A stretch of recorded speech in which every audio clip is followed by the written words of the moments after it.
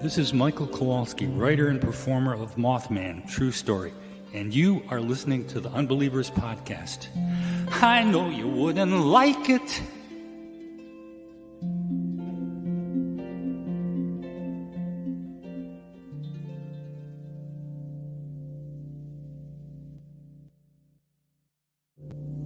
There were several groups. One of the principal ones was the reptilians from the Orion complex. Without any exaggeration, it was like being on fire inside. Rats were eating you up inside. This stuff was in my mouth. It felt like it was 500 degrees. It was unbelievably hot. My first question would be, were you a member of the Church of Satan, a card-carrying member of the Church of Satan? I don't understand. There's always an argument for everything, you know? Just because somebody can fake something doesn't necessarily mean it's real. And we found a life form. And that's when I started shitting my pants. So for the person who called, I am carrying an alien. An alien baby. We covered right here, okay? Something is happening. What is it? That's the question. So do UFOs exist? It depends on what you mean exist. It's the Unbelievers podcast show. Is this a real show? We don't know. Russ and the gang are doing it tonight. Will there be more on rods? Well, there just might. It's the Unbelievers. The Unbelievers. The Unbelievers podcast show.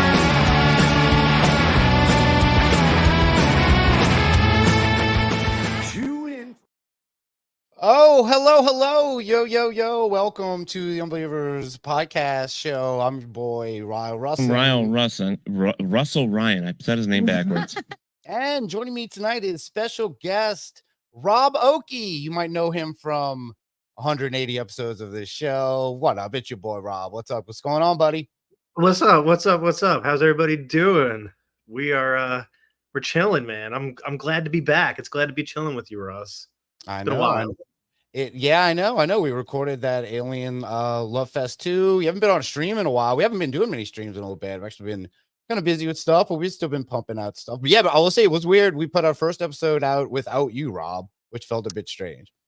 I'm sorry. I feel bad. I don't mean it in that kind of way, but I'm glad that the show is continuing, and I'm glad that at least you guys are still doing episodes. And it's like every time a podcast has a member change in any sort of way, it's kind of like when a band like gets a new bass player, gets like a new rhythm guitarist. It's like it's still the same like vibe, it's still the same band, but like there's just something maybe that's like a little bit different, but it's not worse or better, you know what I mean? It's just different.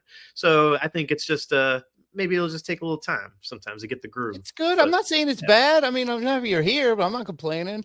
And the live streams are like this. I feel like I just I shuffle people a lot, but like I've done more shows with you than anybody. And we've been wanting to do this for a couple of months now. It's going almost on like a month and a half or so. So the reason Rob is here, the reason we want to do this live stream is because when late May, early June of this year, just a month and a half or so ago. Let me look at my schedule here, because I have the schedule with me. Well, this is what we're talking about. Rob attended the Contact in the Desert UFO conference, which is just a hub of UFO paranormal people and coast to coast AM lore out of the ass. First off, tell everybody, I guess, why you were there in the first place. Okay, so I work for Last Podcast on the Left, and basically we were invited. Last Podcast on the Left was invited to do a presentation, be part of this year's Contact in the Desert. And, of course, we were all super excited for it. I've never been anything like that. I don't think nobody else from our crew had ever been to a UFO convention of any sort. But, obviously Henry's a huge UFO nerd. He was prepared for anything. And honestly, like, it sort of exceeded even my expectations of like how cool and also how weird it was going to be. So it's, there's some fun stuff to talk about. I definitely had some fun experiences while I was there. And I gotta say, I had the luxury of course, being your friend and seeing the like live pictures of this as it went down. I know I mentioned on our live stream, I did play your video that you took of George Noory singing. So it's kind of out there, but we will have to get to it again tonight. Oh, but Absolutely. I really can't even take any sort of like I did nothing. I just stood there and witnessed You were greatness and just watched him do his thing. And like I just had to stand there and hold my phone and not continue to say, "Oh my God," throughout his whole performance, because that's what I wanted to do. But man, But it's not really his performance though. You guys go in there. So you're going there in this big capacity with last podcast on the left, this huge UFO convention. I know you and I have been to Mothman Fest a couple times, and this is, I know, yeah, which is, it's honestly, not, it's a I don't, different vibe, dude. Very different vibe than Mothman Festival. Yeah, this is a huge, like almost like Comic-Con level. I mean, I've heard about this thing for years as a coast to coast listener. I heard George Noory talk about this stupid thing all the time. We've seen tons of video from it. And so I don't know, what do you want to get into first? You want to talk about just where this was and the whole setup and like how you kind of had like you had to get the full experience, because you not only attended this thing, you were kind of part of it, working there, you being an actual almost a vendor, having a table, being at presentations. Wait, hold on. Where's my I got a VIP pass. Let me get my VIP pass. Rob went to this thing VIP, yes, which is let me get my which VIP. is very Hold on. exciting for him and everybody. Well, like a Rob chopping around his bed. Look at this. This is professional audio engineer Rob Okey. Wee. Oh, there you go. Now, was that your lantern, or did they give you that one? Lectern, whatever it is. This is my VIP for the 10-year anniversary. Contact in the Desert. I'll wear it. You know what? Let's get the vibes going. Wrap it tonight. This looks like the sort of shirt I should have brought this with me, but I got this on the drive back from Mothman Fest one year when I stopped at where is this? It's at Green Bank, West Virginia, where there's like these satellite dishes, huge satellite dishes that you see from the road. That's weird. I actually have a poster from a concert of the band shirt I'm wearing, because 4th of July is tomorrow, y'all. Hey, happy birthday, America. But I actually have a poster that looks exactly like that satellite. I'll have to show it to you. That's kind of weird, actually. Oh, wow. Yeah, so basically, yeah, I was working the event, so I could more or less go into just about anything I wanted to. Like, the security was very lax. Security was very chill. You know, the only thing that they were strict on with security was the room where they gave you the food plan. Anybody, because they were not giving food away, even if it doesn't matter the quality. The VIPs didn't get the food treatment. Listen, you got to pay for the food service. It's a food plan. We did have the food plan. Obviously we had the food plan, but people there didn't have the food plan, and they were not. You had like pores there that were like trying to like sniff some of y'all's leftovers and stuff. They were not allowed in the room. They were not even. There was security at the door. You're not even allowed to get close. Well, they have like steerage at this UFO conference. It's like some kind of some class based, like the people at the bottom of the Titanic. Like, oh, you guys stay down there. Kind of. I mean, it's sort of like, okay, so here I'll explain the setup of this thing. Oh, please. It was on May 30th. It's I guess, let's see, May 30th, May 31st, June 1st, June 2nd, and June 3rd. It's a long weekend. It's a long weekend. We left on Sunday. Did you know there was so many paranormal weirdos that had to be covered just in a whole, it takes 5 days to get through them all? I mean, a lot of it is like the same ones doing like different like panels with different people. So like, before I get into it, let's talk about some of the main people. So when you first got there, you were initially sending me things. You met some big time people in the UFO world. I know you got autographs and you got pictures with people. So if you want to present something kind of, because you ran into a lot of people that we've talked about for years and years. And I know they say they're on that quote unquote UFO circuit. That circuit ain't come anywhere near me. I don't know how many big UFO festivals there are to meet like a lot of the big names. So let's talk, drop a big name of someone you got to meet from this. Oh, I mean, Travis Walton. There you go. Willie Strieber.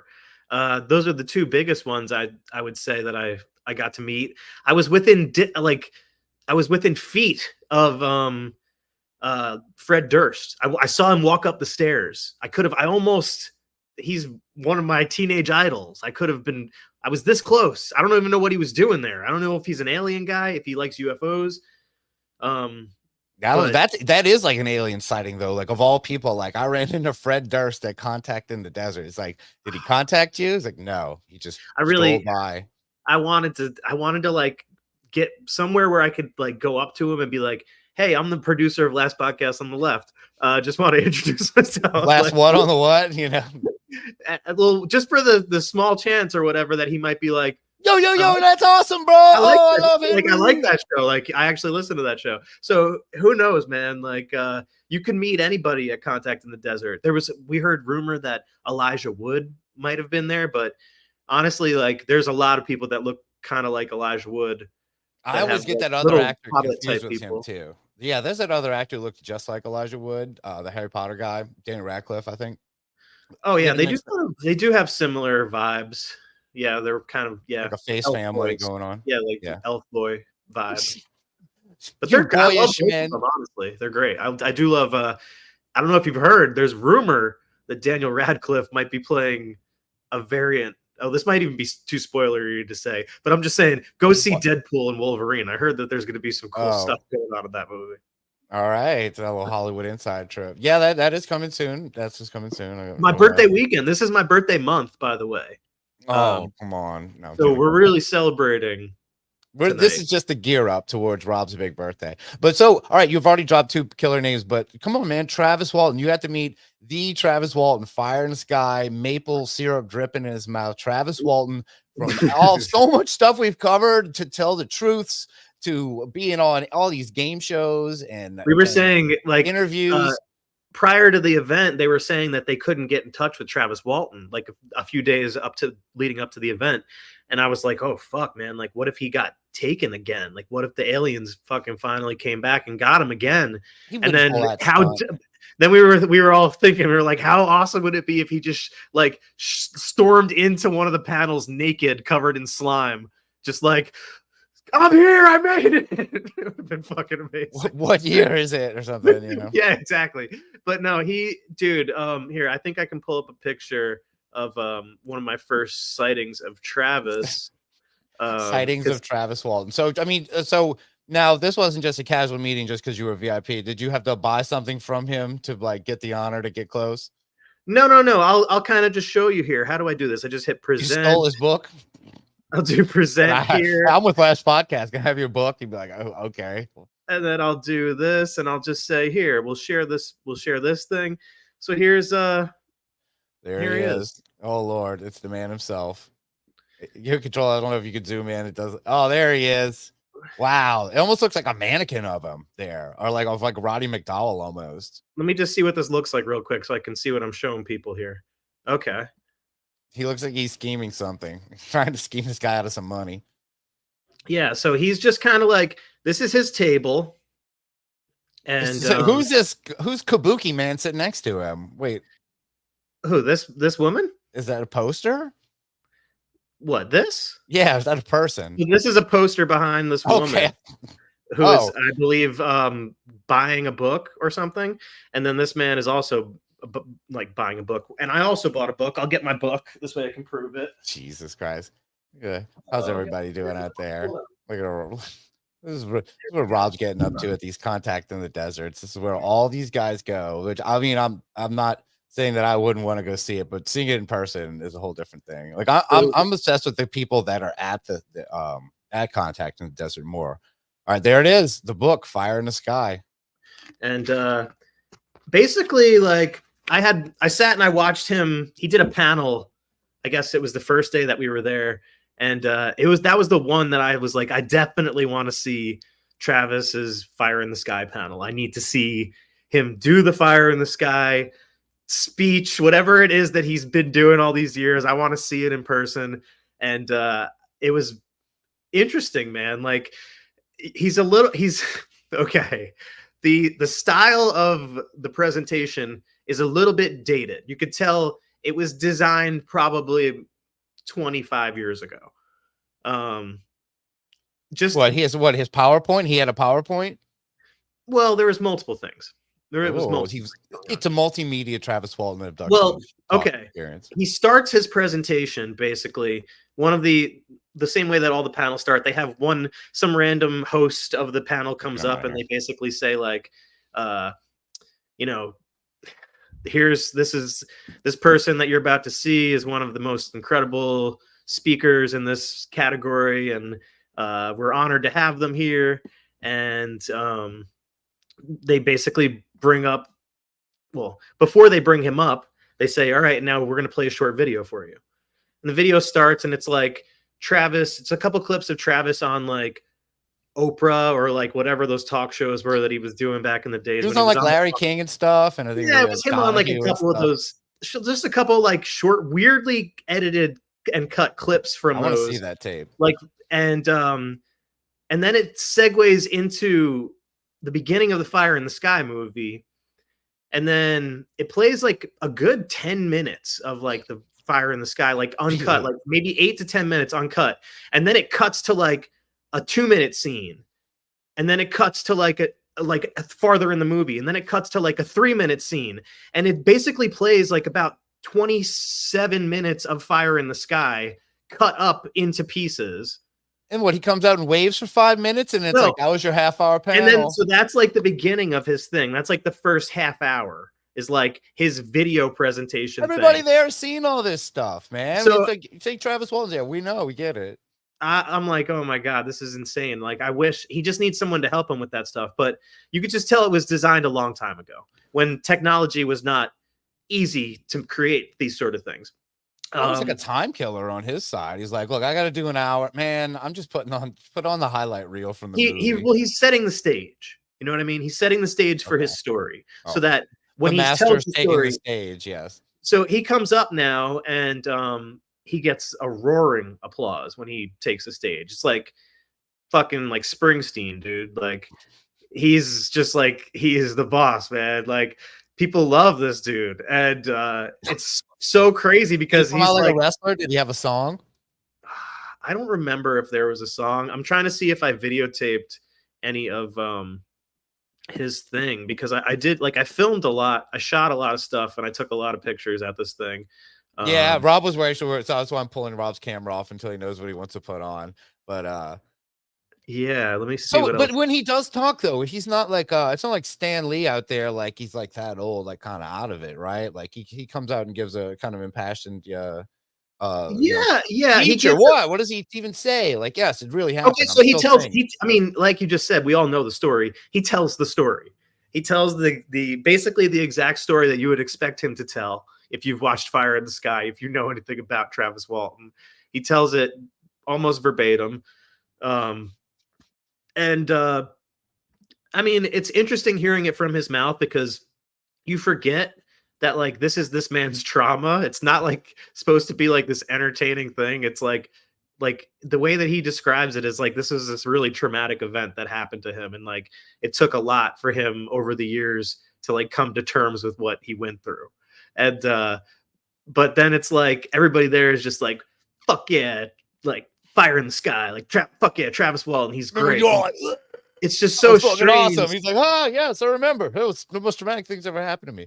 Yeah, and I'm like, and then so that kind of like actually leads into when I actually met him, and this is just crazy because like I had to like psych myself up for this a little bit because I was a little bit nervous. I was a little starstruck, honestly. But I knew I wanted to buy a book because I was like when we walked up on Jeff and Huckleberry or whatever. It was less. Well, that was less. A little less. Yeah, definitely. I was less starstruck. That was the most carefree meeting of a celebrity I will say I ever had. I was actually actively ignoring them while we were in the line. We were like doing other things. Dude, I was trolling them and didn't even realize I was doing it the whole time. I remember I had my hand on. Oh yeah. I remember the whole thing. I was just like, this is nuts. This is when and like, yeah, it's like, you guys are mad when I asked like people we've kind of made fun of to come on the show. We're like actively hugging these people now. I was like, this is way worse. Like, listen, sometimes you got to hug them. All you got to, like, if you can't, sometimes you got to just make friends with the people who you've made fun of. I don't know how it works, but you just have to do it. You got to drink the Jeffro juice. That's what I've been trying to do. All right. Oh man. But yeah, it was, so basically I see him over there standing at that table that I just showed you guys. Basically, almost exact same situation. He's got someone who helps him. He's got like, it might be his, I don't know if it's his son or if his nephew or just hired. He's his alien hybrid child. That is. He's got a younger guy that helps him because he's pretty frail. I mean, I walked past him sitting at the outdoor section at the restaurant, and he was asleep, sitting at a table at the restaurant in the middle of the day. Were people taking pictures of him sleeping? I almost did, but I didn't. I just kept walking. And I was like, holy shit, dude. Like, let this man have a break. Like, he does not need to do any panels today. Let him go fucking chill by the pool. He got abducted once. Okay. It was like a long time ago. You know? That's really... he's a busy guy, man. Like, I think he goes to these, I think he does a lot of these sorts of things. And like, this is probably one of the main ways that he pays bills. I would guess. I don't know. I don't know much about Travis besides what he's you know everything about him. We all know everything about him, but that's what it is. Yeah, I don't know his personal life. There's a huge gap like since the story and now he's not on TV and stuff. It's not like he's not doing that much. Like he's doing some of these conventions, yeah. But I'm not gonna disparage the great Travis. Not before 4th of July. Honestly, like it was an honor to get to see his presentation and to get to see him talk. And so like when I went up to him, I walked up to him and realized I did not prepare. I didn't have anything prepared to say to him. And it really, I hit a brick wall. Like as soon as I got up to him, I was like, "Hi, Travis." And he was like, "Hi." And, I didn't know what to, I was like, what do I say? I'm a fan of yours. Am I a fan of your, like, what am I a fan of? What do you say? Yeah, I know. What do you say? And so I'm like, in my mind, I'm like, that's not the right word. I shouldn't say I'm a fan of yours. And then the first thing that just came out of my mouth was, your story has terrified me since I was a child. That's like what you say when you meet the guy who plays Freddy or something. Bro, tell me about it. I felt so weird. I was like, that's even worse. And then I was just like, immediately kind of like caught myself, and I was like, that wasn't the right thing to say. I said that to myself, and then I actually said to him, well, I'm sure it wasn't anything compared to what you went through. And he kind of... Have you ever seen Chewbacca? That would have been a better question for him. And he didn't give me nothing. He didn't yes and me. He wasn't riding with me in that moment. And I got scared because I was like, what do you want, punk? Who sent you? I thought he was about to tell me like, this isn't a joke, or like, just kind of like come down on me in some strange way. But the opposite happened. And he basically like looked at me and he was like, you know, something that over the years, I've really just come to terms with the fact that they were not monsters. They were not trying to hurt me. They were just guys doing their thing. They were just doing their thing. They were doing their job, basically. And Abductees say that. He says they were there to help him in the end, is what he believes. Because he says like his health has been very good since he was abducted. He's had no health issues. And yeah, I do remember that being a thing, that he kind of got fixed. I'm fascinated with those kind of stories. The guys who say they get fixed. There's a few of them. There's one I'm still searching for. I think someone did find it for me at one point. Or a guy he did a whole episode about it. The guy was kicking and fighting the UFO, the aliens, and then they gave him a gift one day, that pile of black goo, and he's like, "This was in your lungs. We saved you." And like, yeah, I had found that guy. Right. And because he went on Coast to Coast. So I'm going to segue a bit to Coast to Coast. So Coast to Coast is super involved in contacting the desert, and all of the hosts. I saw a thing. Now, did this actually happen? Was George Noory and George Knapp on the same stage at the same time? They were, and unfortunately, I did not get to see that. Yeah, I was looking up a few things for this, and I saw like a big like Coast to Coast ad where like together on stage for the Georges meet. Yeah, and I can actually figure they had met on stage at some point, because the two Georges from Coast to Coast. But no, I can show you real quick why I didn't get to see that if you want. Basically, I was at another presentation while the George versus George showdown was going down. I was this guy, right? Who's that? I don't know who that is. Oh, that's Phil Phillips from the Reasonable Concerns Ministry. Now, that does seem like the kind of person who would show up now if it was going on now. But that's our Tormel in the Toy Box guy. Oh, okay. Yeah, I had that hanging around. I've blocked him out of my brain completely, I think, at this point. Wait, you'll never. How do I get? Hold on a second. What's going on here? I'm trying to get the photos pulled up the same way I just did it. Come on, fucking thing. There you fucking go. Yeah, I think your thing got pulled too. All right, there we go. Now it's working. All right, now it should work. Whoa.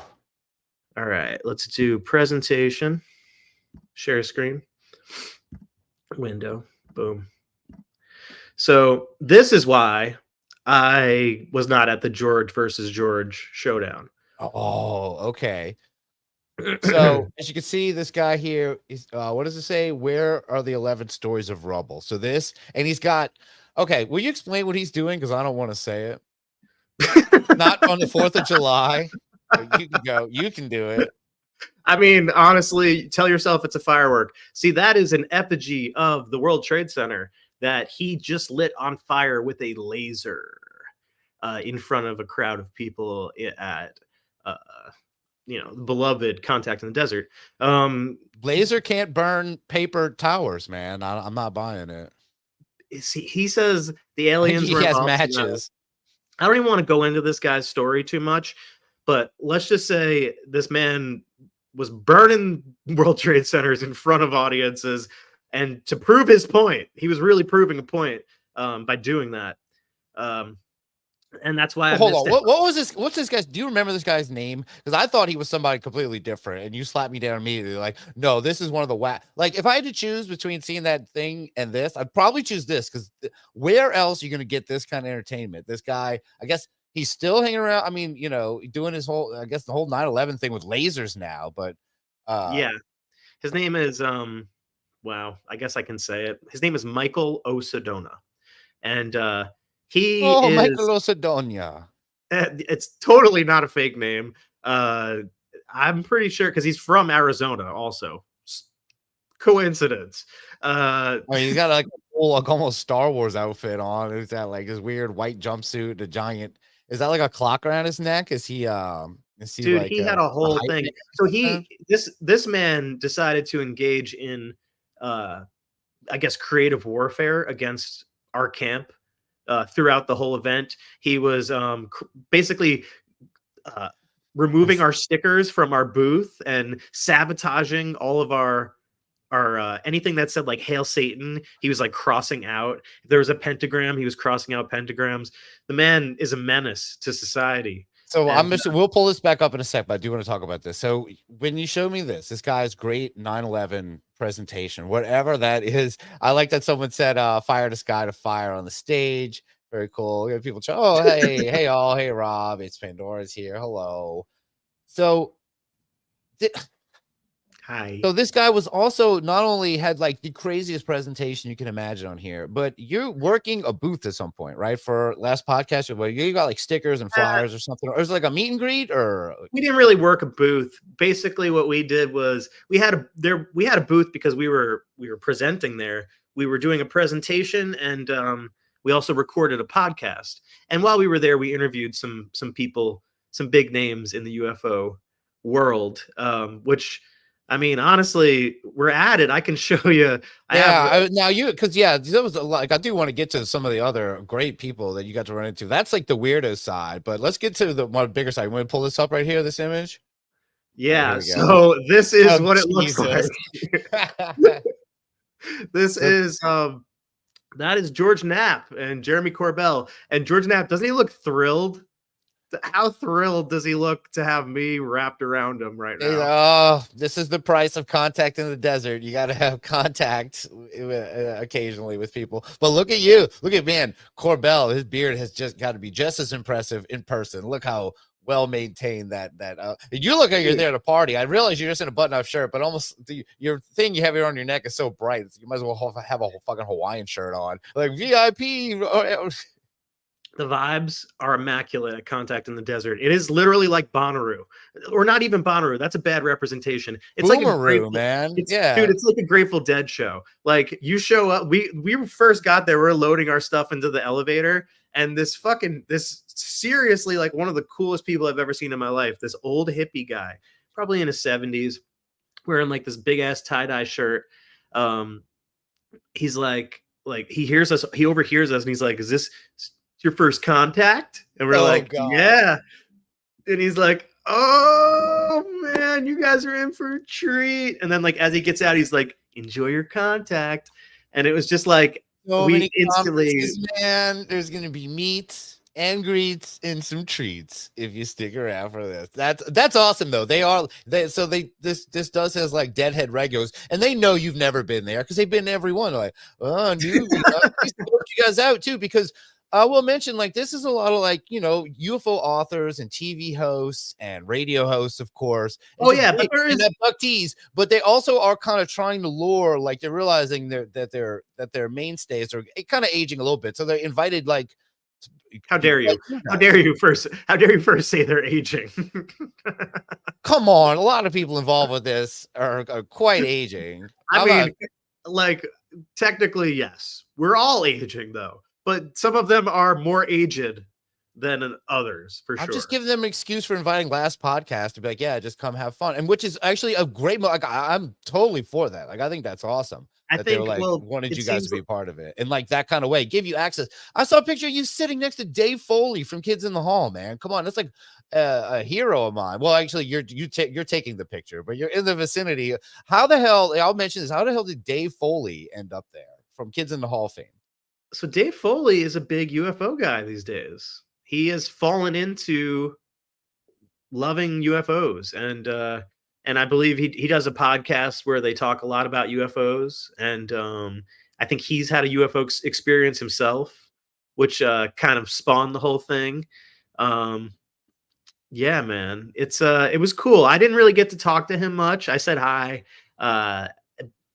He's very nice, extremely nice. And there will be an episode of Last Podcast on the Left with Dave Foley that will come out at some point. Spoilers, breaking news. I think they did announce that at some point anyway, but it wasn't a secret. For me. But it's going to be great. It was very, very good. And he was very cool. But I mean, it's an interesting mixture of people who are like literally in the industry, like the UFO industry, like UFO, I don't even know what you would call it, like experiencer industry. Yeah. And then there's just other people there that are kind of like UFO tourists that are just curious. And I had one man that decided that he wanted to be my enemy for some reason.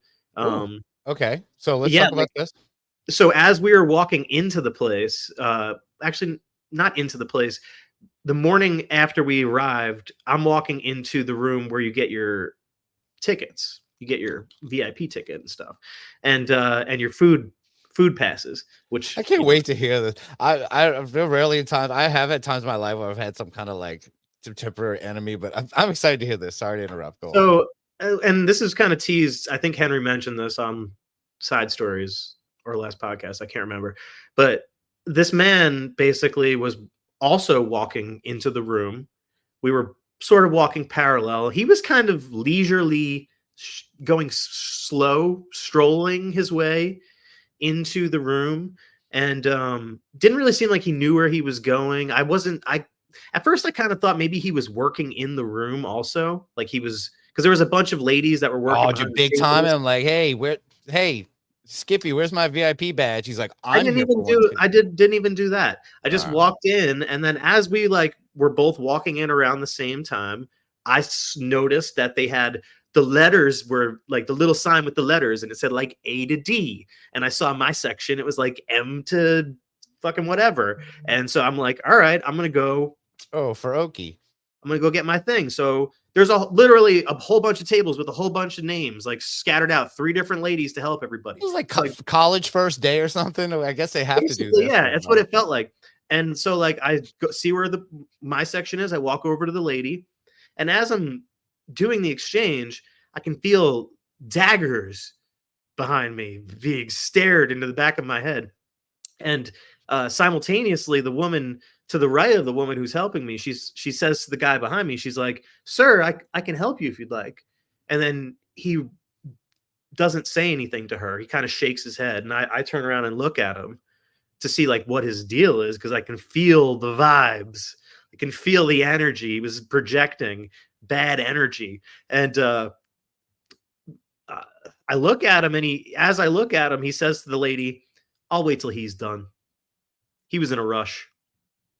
Ooh, oh man. See, I think all this like psychic ability and it's unintentional negativity of making all these people with powerful like the psychic connections and stuff were all there. Like there's probably some weird juju floating around just in that place for everybody and all their items and crystals and psychic powers and intention of being there and everything else. So how old was this dude? He was like Jeremy Corbell's age. Oh, Jesus Christ. Did he have a beard? Yeah, he did. Did it look anything like this at all? No, it wasn't him, but he was. Damn it. It was a similar sort of guy. Jeremy was very nice, though. I don't mean to say that Jeremy is nothing bad about Jeremy. But this man was just grumpy, and I don't know. Like, so I said, what do they call him? Black rifle coffee dads. Was he like one of those guys? Yeah. That's okay. A great there we go. Actually, you kind of nailed it with that, Russ. You kind of nailed it. You know exactly. You know the kind of people that would be at this thing. So that's why you said that. So basically, that's the term that used by Red Bar. So I'll just give you the. Yeah, we won't mention it. Actually, right before let me get real quick. Hey, check it out. Retro JVC, thanks for the $4.99. Dave Foley was the bomb on news radio, yo. I like news radio. That was interesting. He brought up news radio because Joe Rogan was also on news radio. A lot of good people were on wasn't Andy Dick on there? Isn't that why Phil Hartman's wife's dead? I don't think we're allowed to talk about Andy Dick. He's a bad man. I've watched documentaries. You run into him because you live out there. Is he ever in your vicinity? I don't want to ever run into him. I'm hiding from Andy Dick, honestly. I want nothing to do with that man. There is thanks for the $5, Retro JB. That's thank you for that. There you go.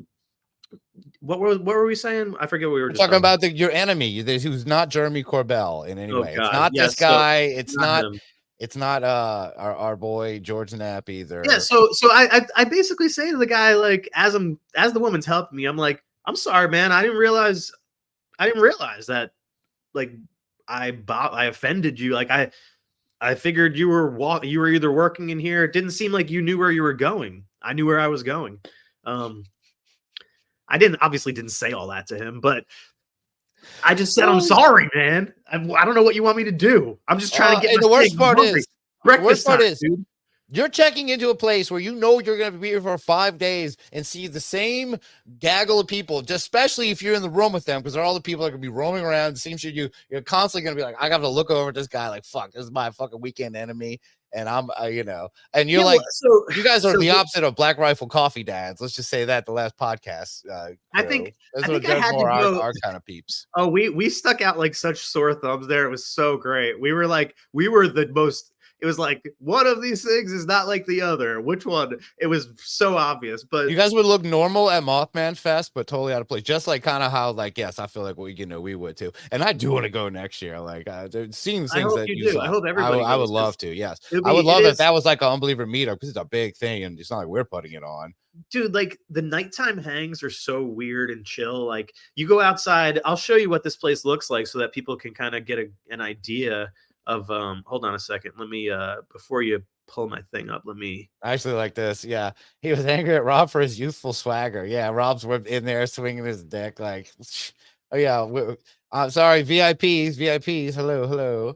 But yeah, honestly, it wasn't nice. The dude was a dick, and the whole rest of the time I was there, I was like, any pics of him? Yeah, no. I did see him. I saw him one other time, and I was just like, is he a guy, or was he just like just there for stuff? What did he have, a book to sell or a supplement or a crystal? I think he was just there to be grumpy. I mean, he was your generic skeptic, and he there just shake his head, going, "What are these weirdos doing here?" It's like, you came here. He was where all the weirdos go, man. He was just a grumpy. Hold on, look. So, okay, are you ready to pull this up? Is this safe? Yeah, yeah. All right, there you go. We're all scrolling through some things. So So this is what the place is looks like. It's actually really, really cool. yeah, this is the inside of the place. Like this is the staircase. I'm standing on the staircase that I saw Fred Durst walk up right now. I'm looking down at the bar. This is the bar. All so the like stars are out tonight. if you go out at like 10 o'clock, you know, any one of the nights of the thing, you got this bar is just filled with every UFO person that you love. It's like Travis Walton sitting over here having a beer. Down a little bit, you got Nick Pope chilling with his like. That's right. Collar. Nick Pope was here. Nick Pope Got from his our collar undone, man. He's chilling. He's got ladies and stuff. Was I know he's married. Sukalos But everybody in the was house? just the vibes were amazing. Like they were all so everybody. As soon as they were done with their like panels and stuff, they were like, "Let's fucking chill and party." This is what this whole point of this thing is, I think, right? So this is the secret underbelly, is that this is actually just their big party they could do for themselves. Like, we'll go through the motions during the day. I noticed there's not a lot of video posted, which makes you think, like, what are they actually getting up to? Why are they there? If they're not there making content, this is just about actually, like, this is like it's almost like an industry convention for sure. This is an industry, a fun one. I think I got some rods in these pictures, Russ.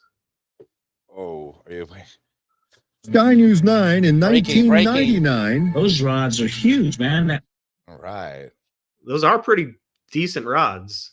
Oh, okay. That blue Look at rod, that but one. no, it's matching. There's two. That's some kind of bar lighting. I got to be critical about this. Okay, that's bar lighting. There's no light. Those aren't rods either. But who are these? Oh, yeah, here we go. So who's These this? people were amazing. These were some Last Podcast fans that were there, and that's Eddie right there, praising them. They were oh my god, they were so cool. These people, great vibes. I could be. See, that's one of those pictures I need. Like, are you really living like your best life with your lady if you ain't going out dressing up like this? Like, I need ridiculous space people clothes. I've always wanted to. I know it's a dumb kind of overdone joke, but I've always wanted to go to a Ren Fest in one of those like silver outfits. Like, we found this strange land, because they're like, God damn it, there's always these idiots that show up in their silver outfits pretending that they've time traveled to us. There was a lot of people really getting into like the cosplay of it all. There was this whole squad of people dressed like military, like, but they were apparently part of some dressed like military. Yeah, they were. That'd be funny if they were actual like. They were dressed kind of like Scientologist military. You know what I mean? Like that, like weird, like naval, but you're like none of their stuff was like real. Like they didn't have any actual like things. No valor, like Zona del Silencio costumes or something. Basically, yes, and I know. And they I think like, is this person an authority figure or not? Because it looks really shitty. Like, that was the point. I'm pretty sure they were like they say they're aliens. They think that they're aliens or they were abducted. Something was going on, but orgy.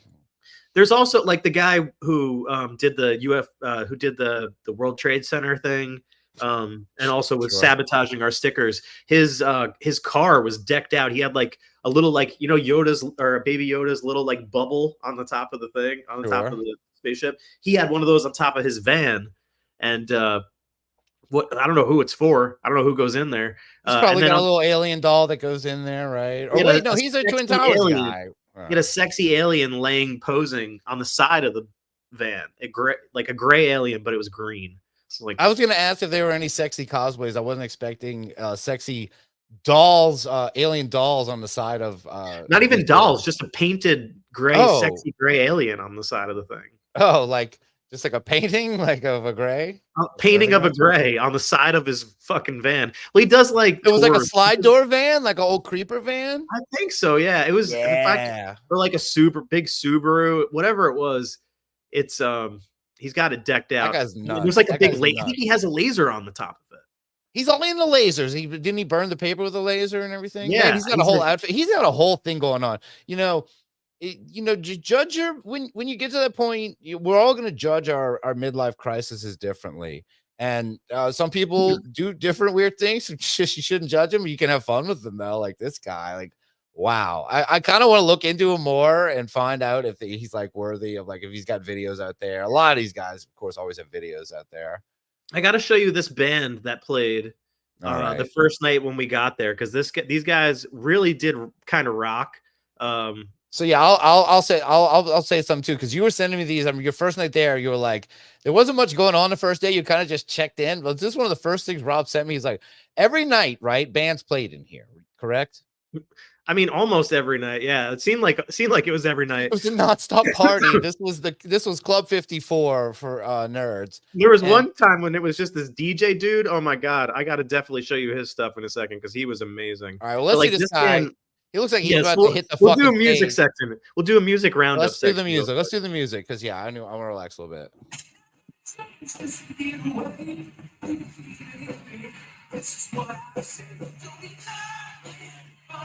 Okay, pause. Can you turn it up or something? Can you not hear it? It's super low and like modulated and stuff. Okay, let me see. Maybe I can tell it's nothing but a good time. I could have told you that just by looking at the still shot of it, but they actually are playing. I gotta do playing. something to play it differently here. Oh, look at this coming in. Club 51. Yeah, you got it. Nailed that one. All right, let's do present, share screen. Also share tab audio. It should be sharing it. Oh, to share. Oh, I have to put it in. Interesting. When you're abducted by aliens, you get sex probed. Anyway, Ross Show. Can I put this? Let me see something real quick. Yeah, Rob's doing this from his laptop, as you can see. This is the angle we never got, and I know you've been at your place for a little bit. Yeah, this is it, man. I just found a new apartment, so I'm going to be moving out of this place soon. Is this goodbye to this place? This was your first LA, almost like bungalow killer pad. Like I love that place. This was my first spot, man, when I moved out here, and it's been great. It's a studio though, and it is tight, and I am ready for a bigger apartment. And I'm moving into a single bedroom, and I can't wait, man. Honestly, like I'm so excited to get out of this place and get into something a little bit bigger. You're actually doing the thing, climb the ladder, get in there, get this apartment, do this. You're doing killer, man. And you get to go meet all the greatest dudes ever here. That like we haven't even gotten to everybody you've met, but yeah, if you can get the music to work, that'd be. I got it. I think I figured it out. Figured it out. Here we go. How do I get this to play now? All right, let me see. I'll help you out too. Hold on, it's not. I thought it would. Let's put it up on the big screen, shall we? Hold on, it's not. It's not working for some reason. I can't play it. It's just like opening it like a picture. All right. Hold on a second. No, it's okay. You want to put it back up? Maybe I can figure something out. Hold on. Okay. All right. Yeah, I know. I'm about to go just grab it myself. But I love that, like that music that every night they made sure there was some kind of killer set of music, including some of our favorites, Noory himself getting up there.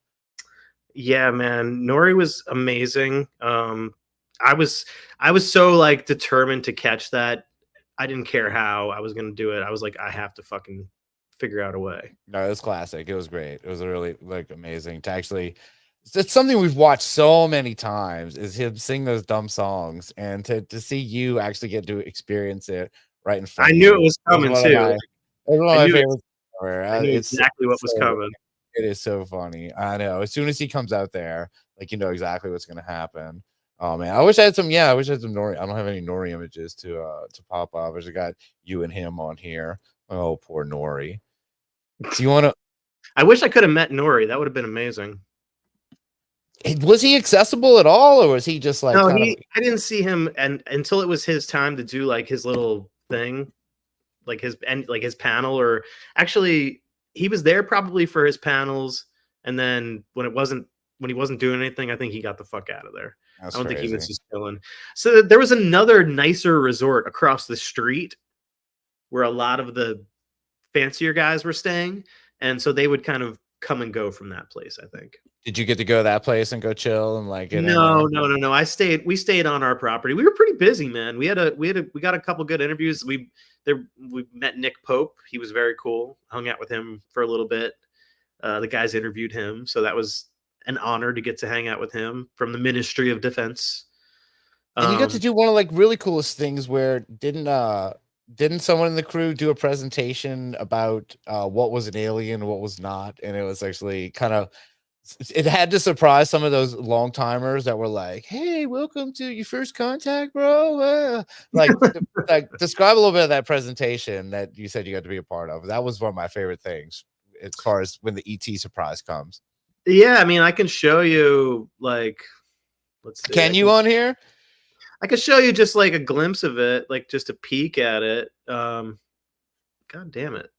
They don't make this they don't make it easy to share the audio on this thing. You have to do it all through the Internet Explorer. It won't share audio. Sure, yeah, I have to just like put videos up and have them. So yeah, they need to make this better. Yeah, fix the stupid thing, right?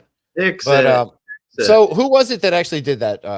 That kind of eat what it, that was the whole concept was, right? It was like you know, you guys, you're with the last podcast, and of course, I'm going to do some kind of comedy bit. You got to do, you know, you want to do something there. And so, who was it that did it? Well, it's you know, it's like everything with last podcast. It's all, everything is kind of like a joint team effort. But the video that people watched, basically like the way that the whole presentation went down, we would show clips that were UAPs and then things that were definitely not UAPs, and then something that was a UAP and then something that definitely was not a UAP. And already great setup. It's going to bait people anyway that are there. There's especially a few people that'll just want to be there just because they're part of this conference and they are not in this world at all and like wouldn't get it initially, right? yeah, I mean, it's also like, you know, a lot of people there weren't quite prepared for what the presentation was about to be and how it went down. Damn, I could have swore I had it on here. I thought I had a picture of it. Hold on one second. Let me look through. Part of my problem is I take so many pictures that I have so many videos and pictures from this thing. Let's see here. Vamp, Russ, vamp. Yeah, exactly. But no, I this was one of my favorite things because it included one of our favorite things of all time, which is That looks like and it's ET. Extra. Yeah, there it is. I found it. Here we go. So it's already like a bait and switch bit where like, what is this a UAP and or is this? And so at one point, is this a UAP? This image comes up, which all right, let's you get it here. You get like Rob pulls himself off. I was like, I don't even want to be involved in that. So yeah, so that was the surprise, one of the surprises. But there's more. That's obviously just a little glimpse of what went down. And that killed me, man, because that is kind of like ET's become such a meme with us anyway. Like, I mean, you're a huge ET fan. I feel like I see ET shit all the time now. I know they market. Dude, oh my god. Now. Everywhere you go, you can find like ET merch. Like, where did this come from? Just in the last like year and a half, 2 years. It's very strange. I'm so glad you just reminded me of that because I want to get this so bad. If anybody wants to get me a birthday present, I just said my birthday's coming up. I don't know if anybody wants to get me a birthday present. I don't know who would want to get me this. I don't know. Just for okay. Yeah, pull it up a little more. Okay, it's the ship. It's the ship. I see. All right. There you go. Cool. I dig it. I know. This was at Universal Studios in California, so it might be tough for you to get your hands on, but I might end up just going. I see ET T-shirts and all kind of stuff all the time, just in regular stores. Like, so I always keep my eye. I always think about you when I see some ET stuff. But if you're on the hunt for a hoodie, I'll keep my eye out because I feel like I've seen one recently too. It is pretty dope. Got the Christmas ornament, fucking spaceship. Yeah, it's super cool. It is super cool. And you had an ET experience while you were there, right? So I know at one point you were telling me that they were actually playing ET, the movie, just playing it like on some outside patio while like all kind of party stuff was going on, right? And you got sucked into watching ET while all other nonsense was going on. I can't even say I got sucked in, man. I was happy to do it. I was like, I made it one of my things that I needed to do while I was there was watch ET Under the Stars at a UFO convention. And I actually do have a picture of what that looks like. From when I took a picture of the most terrifying scene, you know, the one that I always tell you guys about. Yeah, there you go. So Rob got to sit out. There was a good amount of people sitting out. Oh God, he's coming. He's fucking. That looks like that's ET. He's coming in. Look out. Right, and there's me. as a So she child. creeped out like a hell. Yeah. Yep. And this guy just sitting there. Everybody's sitting there. And then Very apparently there was a SpaceX like thing that flew over, so everybody thought there was a UFO. Also, there was like a SpaceX rocket launching. What? It just was it part of the convention? Was that like no, it's just what they do. That's like where all their Oh. shit is from over there. So, Oh, like everybody part of Contact in the Desert. They're like, for the super VIPs, you get to watch ET and see SpaceX. I wanted to Like show the you Blue this. Angels. I wanted to show you this too. This All is right. interesting. This I walked past this when I was exploring. What the fuck is that thing on the right? Yeah, that I don't know, man. I don't know if Oh, that's a that looks like it looks like a looks like- reptilian or it was something. Yeah. ET. I I'm don't not know. gonna hit it again. Yeah, I'll get annoying. I'll get fucking. Pleiadian activation. I should have got a better picture of it. Did I? Oh, it's a video. There you go. Look, you've got motion, Rob. It's alive. Yeah, it's alive. Oh, it's alive. Yeah. So you can Pleiadian activation. You can receive healing frequency. Get your energy blueprint from what something serves you. Get a recording of personal light language. So this was like there was a light language person here. I meant to go over here and get some light language. I wanted to hear them. Yes, yes, yes. Yeah, because Man, that's what really intrigues me about these. look at the price, man. What? Is that just a channeling? Oh, 20 minutes for $55. Were And this people was- doing it? How many people were still? Look, she's got some signups there. Oh yeah, right. Look.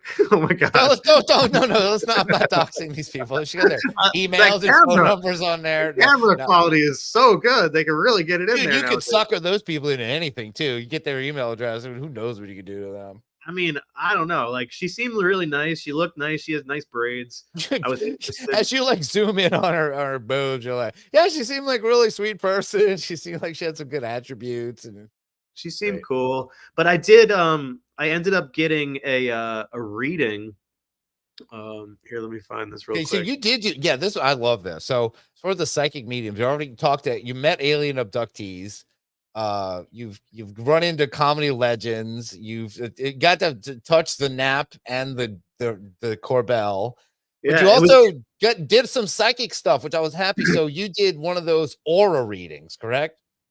Yeah, so it was getting close to the end of the event. It was getting close to the end of my time there, and I realized that I hadn't done any experiences since I've been there. I hadn't, because that's part of it. Is like you walk around this place, and it's kind of like a mix between like a Comic-Con and like the weirdest flea market that you've ever been to. High-end flea market at that. Yeah, but like also imagine if within a flea market there's psychics and people who have alien stories and the alien books to sell you. Like I was walking around. I'd go and, there you know, every week. Well, once a month I'd go because there's a lot of, you can fall into traps because like I'm walking around, I'm looking at necklaces, I'm looking at hell yeah, looking at these beads and stuff. I'm like, yeah, it's pretty power cool. rings and stuff like that, man. Yeah, I bought a bracelet that's supposed to help my energy a little bit. So I was like, yeah, man, like, so yeah, I'm like feeling pretty good. But like in the end, I realized I hadn't experienced anything. So I ended up going to this woman who reads your aura, and I'll get my aura right now. We'll I'll get go- it. show and tell here. And look here. Wait, Cryon charges $350, and you get the whole entourage. Hold on. I never said that. I am Cryon. He never said that. But thank you. So this was my aura. Whoa. It looks like an 80s movie poster or something. Like there's a little gremlin in there with a little rainbow on top of him. That's a very creepy image. So where are you? What are you supposed to be? You can't, if you in person, you can see it better. But like, is that your head at the bottom? if you Okay, look that's closely, you. you can see the thing around my neck. Okay. You see, like, you oh, see your this? lanyard's on. Oh, all right. You can Maybe kinda that was what's giving you this aura here. Is that rain? No. So this was a photo. What'd she take this picture with? This crazy big weird like old Like school Twilight Zone camera? 70s camera thing, and they have these these pedestals beside you that you put your hands on, and you like put your fingers on all these metal sensors as the thing takes a picture of you. Whoa. And so wait, but was it like a instant, like a Polaroid? Yeah, like it takes the picture and then it prints it out right out of the thing. And it's this big what a machine. racket. That's cool. It's like this big ass machine. What a racket. It's this big ass machine. And yeah, so here I'll show you. I'll play the you can use it's like this camera's broken and it takes fucked up pictures. Like, nope, it's an Aura camera. This is your Aura. Let me see. Let's see if this works real quick. I'm gonna play the video of the lady and hopefully you guys can hear it. Oh yes, this is gonna be a treat. All right. Hold on. This is also don't play it yet. Don't play it yet. I gotta get you on screen somehow. All right. Yeah, right. So like this, make her big. There we go. Yeah, so this is also, this is I don't know if this is like telling someone your wish when you blow out the candle, like if it ruins the wish. Like this, I don't know if exposing this is a good thing, but I feel like I've already started to use what she told me, and I take it seriously in certain ways, and I also at the same time don't take anything seriously. So, I don't know. I'll say this. This is just this woman's own psychic opinion of Rob's Aura picture from the old 70s camera Polaroid. So these views maybe not be expressed by the Unbelievers podcast. I mean, she doesn't say anything bad. I'm just saying, I do kind of respect it in a weird way, but let's check it out. Is it a grift or not? Let's hear. All right, so the writing over here came from a book written by Andrew Casey called Book of Colors. It's very generic. I'm a psychic medium. I like to read it, so it's very specific for you. I'm going to start here. You have a lot of red coming up both sides of you. It tells me you have a lot of energy. You're on the go, on the go, on the go. Make sense? Yeah. Then you have purple, where you get gut feelings about things. So your intuition comes to you in your gut. Now you carry stress. Look at all that brown, black in your mouth. All right, pause. Body. No. Okay, so starting off, how's she coming out of the gate? She's talking about, all right, you look like you guys got a lot of stress. And what are these brown spots right here? I don't know, man. I got my mouth. There was black and brown in my mouth. Yeah, she did say it was like she did like the dumb joke, like, yeah, you got these things are here, they're like flying in your mouth. You're like, wait, what? Okay, but you got stress in your mouth. I was like, damn, what do you know? Like, that's not good. All right, but let her continue. Okay, fine. So they're stressed at speaking. Mm-hmm. So what do you do? I work in production. Okay. Well, there's some stress. Did you hear what she said though? Which is yeah, there's stress in speaking. Yeah. What do I do for a living? Well, exactly, but you record people speaking. Yes, the stress. It's okay. I kind of you put it together, right? The stress in speaking, you thinking of people speaking and having any kind of conversation, like, I gotta edit this down, and you say that. Yes, I don't know. I mean, it's strangely it's a strange connection, but let her continue. And she said it before you said producer. I'll give her that point. Right. I'm not saying what you'd like to, or saying what you do say. So you carry stress with that. And then you store the stress. Now, this tells me very much, I think. So what she just said also, I think is interesting. She's like saying what you want to say, or saying what you should say, and saying what you shouldn't say. You struggle with that sometimes. That's literally what my job is half the time, is editing things out, is making edits and changing what people should say and what they shouldn't say. Right. So you just said production too. You didn't say editing. Production can mean anything. You could be the guy who like does in charge of catering or something. She don't know. Another interesting connection. Okay. Thinker. Rewind it for a second. Thinker. The stress. Now, this tells me very much a thinker. And then you have another layer of black. So there's more stress, work and home. So your stress level are both. The purple up here tells me you know what you believe in spiritually. It's a little faint. The colors are not brilliant, so it tells me you're newbie. You're kind of learning. Okay. The blue way across the top of the photo tells me that you speak with a reason. You're not a big chit chatter. You have something to say. And if you tilt it just right, you can see the spikes here, here, and here. You have 4 spirit guides that are guiding you and helping you. But I'm getting chills. Okay, whoa. Much attention. I'm getting chills right now as she's saying it, because I'm like, do I have 4 spirit guides? Because if so, who are they? I should have. I didn't even think afterwards. That was what I was thinking. I was like, who are my spirit guides? Who could they be? It's like making your MySpace top friend list. Like, all right, well, who are the top 4 spirits that I guess would be guiding me through this? Who? I don't know, man. I don't even want to joke about it because who knows, man. Maybe I do. I don't know. So when you get that knowingness, you tend to talk yourself out of it. You'll get a gut feeling and trust that, but you don't trust your knowingness. They're both you, so it's really okay to trust both. So that is so me.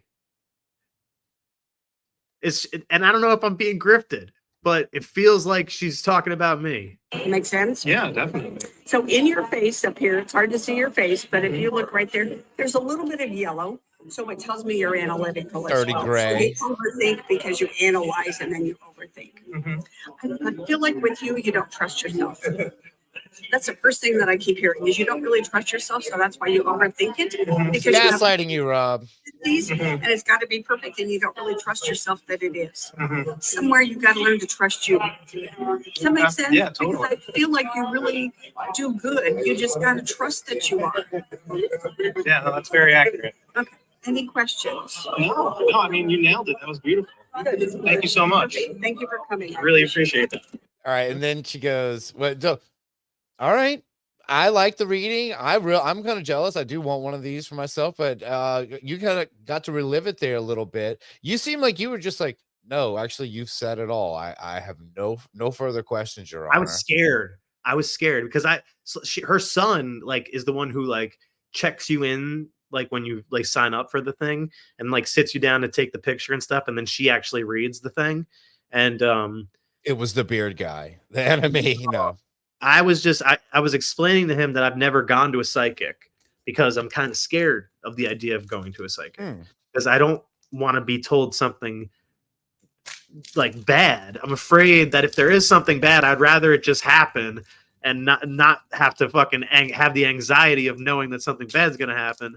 And that's why I've always been kind of scared of even stepping foot in a psychic.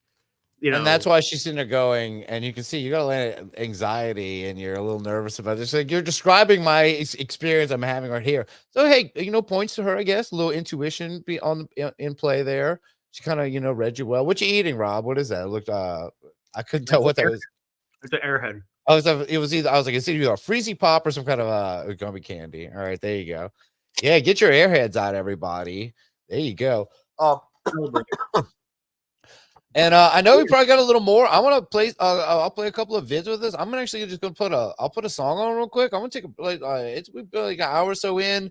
Just give me a minute. I'm gonna play a song. Rob, you remember our boy? Have you been on for any of the Ivan Teller stuff? Have I kept you up with his nonsense? I mean, I've heard it's been a downhill slope for him lately. Oh, I would actually. I'm gonna disagree with that statement. And we can take a little quick music break. The song's actually a bit long, but stick around because I have a couple of things I want to show Rob real quick. But no, he got kicked off YouTube. That's the last time we kind of checked in on him. But then he started a great music channel called The Music Cube, where he makes AI alien songs, and it's better than anything he's ever done. He's killing it. I'll be back in like a minute or so. I just gotta go pee real quick. All right. Here we go. Okay. Check out The Music Cube.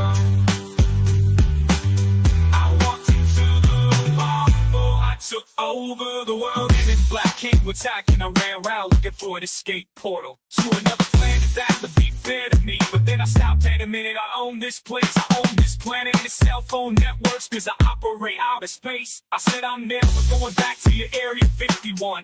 You lied to me. You to my technology.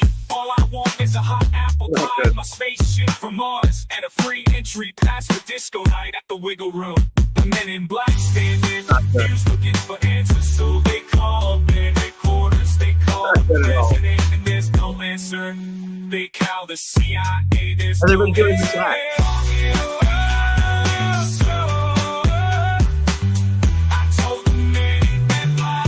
I'm sorry. I'm sorry for this.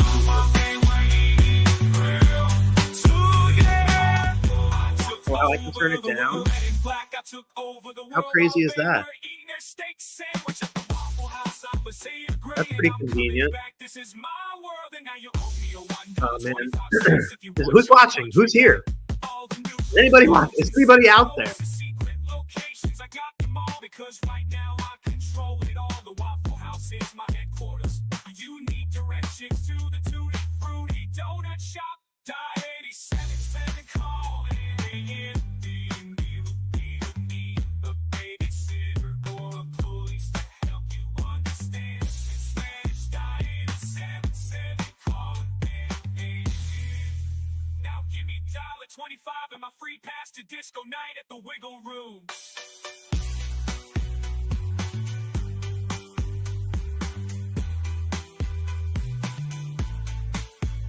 One thing I can't get my free pass to the Wiggle Room, cause I'm a Zeta Gray. And no one understands that girlfriend spaceship.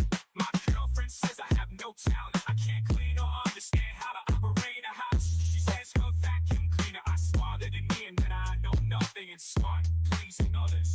So I told her we could go to Wiggle Room and I'll make it up to her. So give me what I want. Give me $1.25 and I'll give you back your planet. Your planet.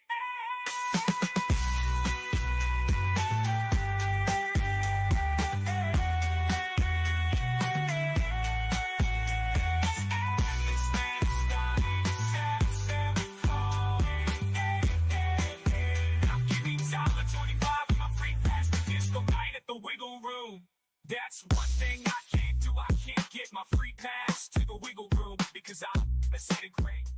Boy, do you have to laser your face to the next world? Girlfriend says I have no talent. I can't clean or understand how to operate a house. She says her vacuum cleaner are smarter than me, and that I know nothing and smart, pleasing others. So I told her we could go to Wiggle Room and I'll make it up to her. So give me what I want. Give me $1.25 and I'll give you back your planet. Your planet.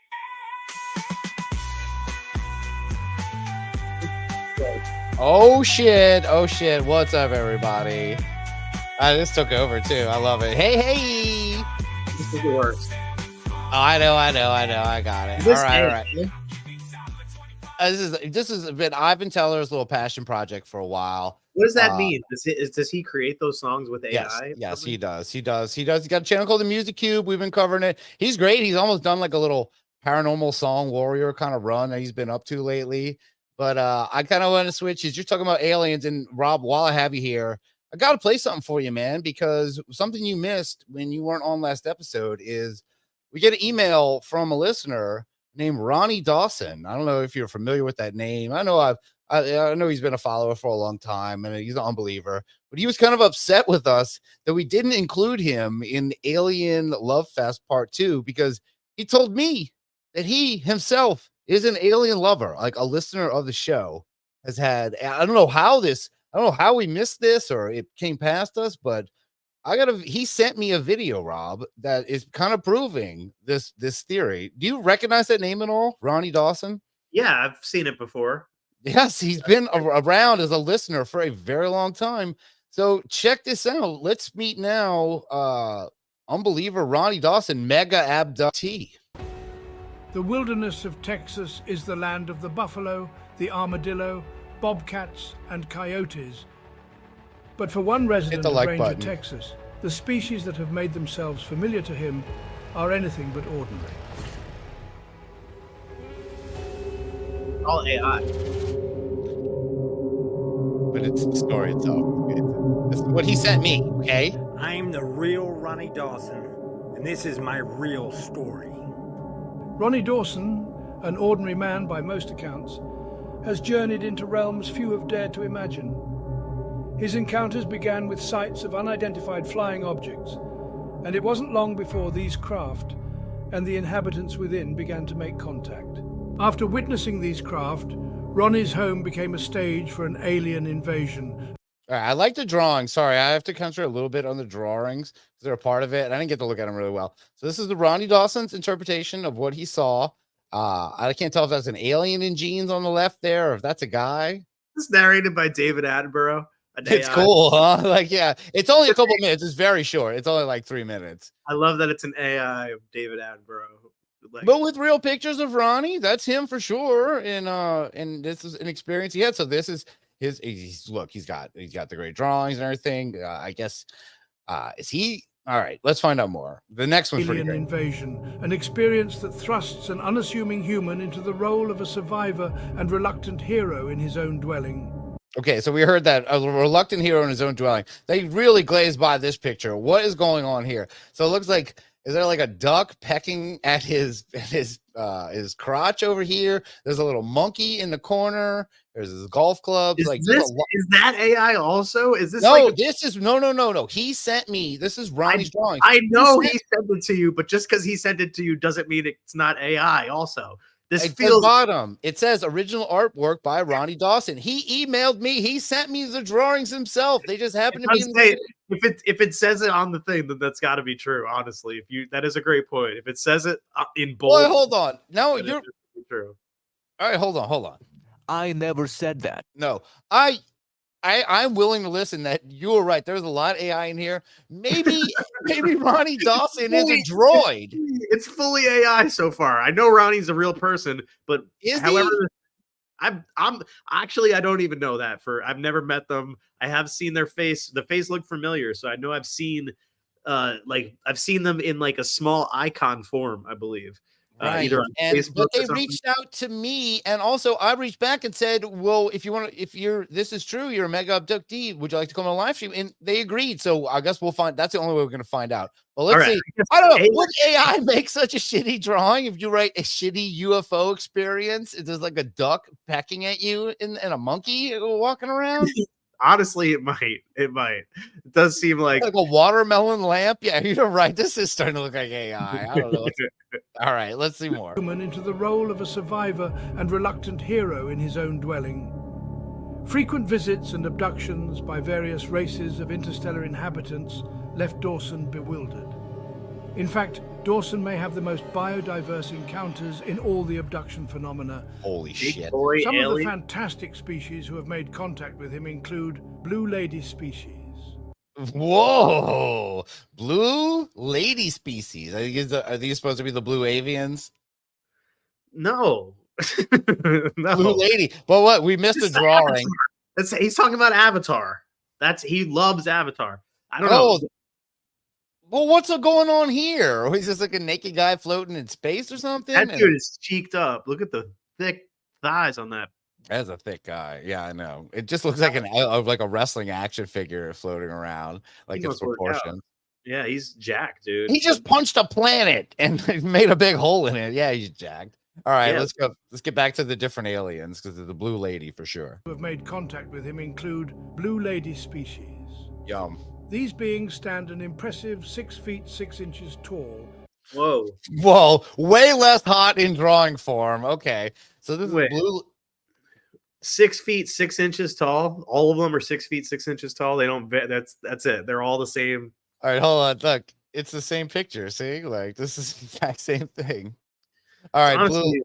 It's my kind of girl. Honestly, I like a girl with blue. You like eyes. this? You like the Impressive second 6 one? feet 6 inches Yeah, I tall, like big with blue large, eyes. piercing blue big eyes blue and eyes, skin for sure. to match. All right, she's got some weird uneven boobs too, but we can look past that. I don't judge. But dude, Hold on, look at this. All right, I can't go too far. Wow. Never mind. They weren't shown there. All right, let's get back. He's a child. That other one. Cat lady species. Oh my god. All right, here we go. So he's gotten with the blue ladies already. Cat lady species. Look, he gets better. All right. I apologize. Let's just tall, with large, piercing blue eyes and skin to match. Cat lady species. This species includes individuals with tan or white fur. They boast a muscular build. What is going on with this? This is the difference between mermaids with fish heads and mermaids with fish bottoms. Like this right here, where you're like, I want a cat lady, but can I get like this kind of cat lady? No, you go, no. Whoa! You got the mage cat lady. It's You like got Iron Man cat lady. There's this like is a cyborg cat lady. This isn't even a cat lady. This is just a cat. this is the cat lady you ordered, like the cat lady you get right here. That's not even a cat lady. That's literally just a cat. It's a armed robotic cat. All right, let's Cat get in a robot suit. That's all great. it is. That's a cat lady. Yes. But Well, we need to. That's why we need Ronnie on. We can nail him down for some of this stuff. Be like, all right, what's really making with cat ladies? Do you think that she's hairy? Like has like a layer of cat length hair? God, I hope so. I have no idea. That's why I need these questions. All right, YouTube. Sorry, I'm moving on. This species includes individuals with tan or white fur. They boast a muscular build and have a humanoid body structure, but with feet. This is Game of Thrones cat lady right here, right? This is one of the Stark kids. Assassin's Creed kitty. Like, what's happening? This is Ronnie. If you're watching, this video is off the rails crazy. I love it. I'm so glad he said it. I promised on the last episode, I was like, well, I'll watch that video when we're doing a live stream. Live stream, I swear, and I'm so happy. Tan or white fur. They boast a muscular build and have a humanoid body structure, but with feline characteristics such as a long tail and a lion-like mouth. Okay, so this is Ronnie's depiction of it. This is the original drawings, which you claim are AI. They better be AI. This is like I don't know. That one I don't think is AI. I think that one has got to be done by hand because there's certain details that an AI I don't think would be able to really nail as well as the perfectly wavy witness of the tail and the unevenness of the triangle at the end of the tail. Of course, it's got a triangle in the tail. It's the easiest way to draw a tail. Of course, it look like that. Thank God for the tassels. All right, this is your screenshot moment here. Hey, all right. Anyway, thank God for the nipple tassels because otherwise we couldn't show this on YouTube. Yes, those are of course tassels because this is just a it's like a Batman villain, right? With just the tits cut off the costume. Okay. Complete with whiskers. 18-inch insectoid invaders. Oh no. These invaders are known for their robust exoskeleton shell and being way less sexy outfitted with thorn-like than everything else. 40-foot alien praying mantis insectoid. Towering at 40 feet, this species resembles a gigantic praying mantis. What? All right, I like to stop on his drawings here.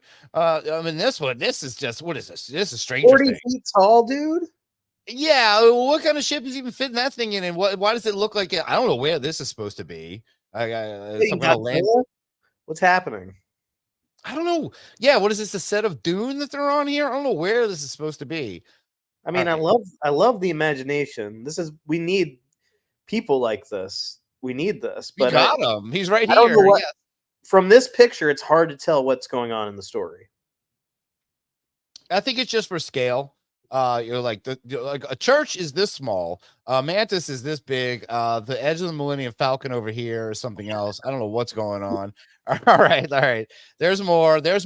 And you probably won't even believe me that we've gone through this so far. It actually gets way weirder, and there's not even a lot of time left. Their size and form make them an imposing figure in any interstellar encounter. 20-foot canine bull creature. What? This formidable creature combines features of a canine and a bull. Okay, this is the 20-foot bull creature, as you can see. He encountered all of these things? Yeah, he's experienced with all these things. Like, look, this thing, I mean, it pretty much equals that. It looks like the Dover Demon, though. Like, almost like the Dover Demon, I don't know, with like those big feathery like sunglasses or something, or like a Hawkeye kind of thing going on. Looks like the Hodag. It does look like the Hodag. Yeah, give it. Oh yeah, it's got the horns and everything. All right, he saw the Hodag. It looks like the Hodag or a goat or like a bull. But what is? I guess these pictures up here are supposed to be some kind of proof. Is this like some kind of portal photography stuff? These aura pictures he took of something. Those pictures do nothing for me. I don't know what that's supposed to be. It looks cool. It's stylistic. I think it's a Rorschach test. I don't know what it is, but everyone would see something different. Like I see a smiley skeleton in the top right. I see a shooting wiener at the bottom left. And I see a bloody wiener at the top. I don't know what I'm seeing here. Seems like a decision that an AI would make to put these. All right, back to this argument. Well, this better be AI, or he's got some splaining to do, because after the bull stuff, it gets weird. And a bull measuring 20 feet in length. Tube-eyed fatties. Characterized by their large, obese bodies, this species has distinctive. What? Two-eyed fatties. So you know about two-eyed fatties? That's mean to call them fatties. Number one. Two-eyed fatties. That everybody has. We all have two eyes. Like it's just a fatty. What do you? You're just saying. Why do you have to point out that they have two eyes? That's the most. Well, they bizarre. got but they even look. If according to this, they're just eye people. They're like there's one-eyed guys back here. I love the design. It's cool as hell. The design is cool. These are supposed to be what they actually are. Like Those are the fatties, but they have screws for eyes. Yeah, they have two of them. Hence the two eyes. Yes, They've got flat head screws for their eyeballs. I don't think that that's normal. I feel like they look like push pins almost. Yeah, they just stuck them in there. What do they get? Two-eyed fatties. Yeah, you want to hear that again? Let's see. I'm pretty sure that's what he said. Let's pull it back before. All right, let's get to this hot shot again. All right, here we go. Tube-eyed fatties, characterized by their large obese. Tube-eyed. Tube-eyed fatties. It's not two-eyed. It's tube-eyed. So they have tubes for eyes. Oh, okay. I'm still thinking he said tube-eyed fatties. All right, tube-eyed fatties. Let's move on. Measuring 20 feet in length. All right. Tube-eyed fatties, characterized by their large obese bodies, this species has distinctive tube-shaped eyes that provide them with a unique visual capacity. You could arguably say that Ronnie Dawson is the most. Well, if you're gonna get an AI voice, get one that doesn't sound like it's about to pass out, telling stories like. That's the whole vibe. That's the whole vibe of Attenborough. You know, he's so old that they need to show the long clips of animals in between every time he speaks because he's so old. This is a AI Burrow. They could make him but he doesn't even sound like he's dying and then the fat he sometimes does. He's quite old. I think he's like 90. He's not doing this. I know, but the AI is programmed to be his old version. Him. It's programmed to be. It's supposed to represent what he sounds like. So it's trying to sound like an old version of him. You know what would have been better? It would have been the AI voice version of like the NFL films voice. It's like on a grainy gridlock. I'm sure it could probably iron of Tampa Bay. I think it can probably be done pretty easily. I've actually heard shows that use the voice of the of NFL films, that great voice, and it does put a lot of weight into stuff. It's almost like a great deep trailer voice because there's so much of it. It's so easy to make an AI of it. Anyway, all right, let's go on. Speaking of AI, we still haven't gotten to the disturbing part of this, which is shocking. Abducted man on planet Earth.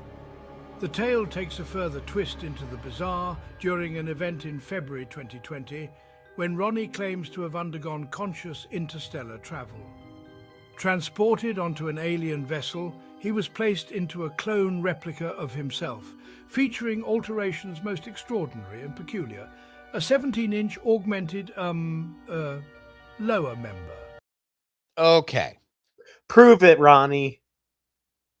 This is so Ronnie was sent into space, put in a cloned body, and given a 17-inch augmentation to his what. Let's hear how the AI even spit this out. I'll give the AI credit for even being embarrassed to say this. Let's hear himself, featuring alterations most extraordinary and peculiar, a 17-inch augmented lower member. In the spring of 2020. Let's not gloss past this. Okay, so this is the part that gets me, and I guess what would qualify him in Alien Love Fest. They I guess evidently the alien women had no interest in his normal self, so they gave him 17-inch augmentation onto his clone body. They made him, but he's controlling this thing. That is not even. That's too much. He's carrying around an entire kielbasa in his fucking pants. It can't be comfortable, but the aliens are doing it, so maybe it has to be for them. Maybe that's what they want. No, they don't want that. They don't even have oh my god! To think that didn't ask for it. I don't know. I don't even know what to say right now. This is terrible for him because he's a real guy too. How do you even have a life after that? How it's going to be hard to find a girl that's cool with that. I mean, maybe some girls. I don't know. That's a lot. There's a lot going on there. What are you doing? Like tying like some plumbing tube to you to simulate that? Like that's you, like a 17-inch edition. And you can see he is a guy. UFO Mega, the immersive event. He's Ronnie Dawson. I guess he's out there. He's got his story now. Maybe we'll run into him at Contact in the Desert next year. He could be out there. Why does he Oh my god. What does he do? What does he do with it? What does he do with it? Let's see. 21, Ronnie Dawson stood before a gathering at the UFO Megacon in Nevada, not just as a man, but as an abductee who was looks so cloned and familiar. bred across the cosmos. So, as we reflect on Ronnie Dawson's extraordinary experiences, we are reminded of our perpetual quest for knowledge, the resilience of the human spirit, and the ever-present question echoing through the cosmos. Are we truly alone? I mean, talk about kind of a generic ending there. There was no real payoff to that. All right, that was a bummer. But wow, what a story. What a story, Rob. And this is a listener of the show who was inspired. I hope I didn't offend him with my criticism of the video. The story is wild. I don't know what to say. I feel like he's got a lot to say. Oh, I know, man. And I can't wait to actually get him on and talk to him. I'll definitely send you the link when we do that. And so yeah, I want to kind of tie that in because you were on that episode where we talked about that. So it's fun to do that. Do you got anything else you want to throw up there? I see you got something here. Can I pop this up on the screen here? Yeah, go ahead, pop that up. Right, We'll check it out. We'll start to wrap it up a little bit, I guess. Here, Yeah, this was a nice little message that Travis wrote in the book for me when he signed it for me. Which, by the way, he only takes cash. So make sure you bring cash if you're going to buy a book, because I got up there and I pulled my card out and he doesn't have a card reader. He doesn't have Venmo. He doesn't have Zelle. He is cash only. So get your cash ready. He's got you, though. He said, Rob, enjoy the read and keep an eye on the sky. Travis Walton. Very, very, very cool. That's amazing. That's really awesome. Right. And then, on top of it, as if that wasn't enough, I also got this. There we go. For Robert. For Robert. Did you tell him to say Robert? I think I did. See this Whitley? Oh, that's good. That's a good way to mix it up. So yeah, of course you met Whitley Striebeheil, who is out there. I'm sure he did some panels, but also out there. Still selling communion, man. He's got so many books. I'm randomly at my house. I'll just see Whitley Strieber, just some of his random sci-fi and stuff around. I always forget that like he was very much became a contemporary kind of sci-fi writer in the 80s and 90s. Even in lieu of all of his abduction stories. That's why we love him. But he did have kind of try to have a legit career doing sci-fi. Like I bought Whitley Strieber books back in the day. This is kind of funny. So some of the crazy characters that were at this thing. I had noticed this sign, for these two, the psychic, this clairvoyant psychic, and pull this up, and his helper. Let's see. Okay, all right, hold on. Yeah, let's get it straight here. Okay, wait. So who are these guys? So I had seen these guys from a distance, and I was like, "Oh, check it out! Like, there's like this psychic, and he's got like an assistant or something. Like, that's interesting." And then as I got closer to them, I saw I'm looking for this guy. I'm like, who is this dude? I want to talk. Handsome Dan. Who's this? I want to say hi to this guy. Like, he seems like he's probably knows some weird shit.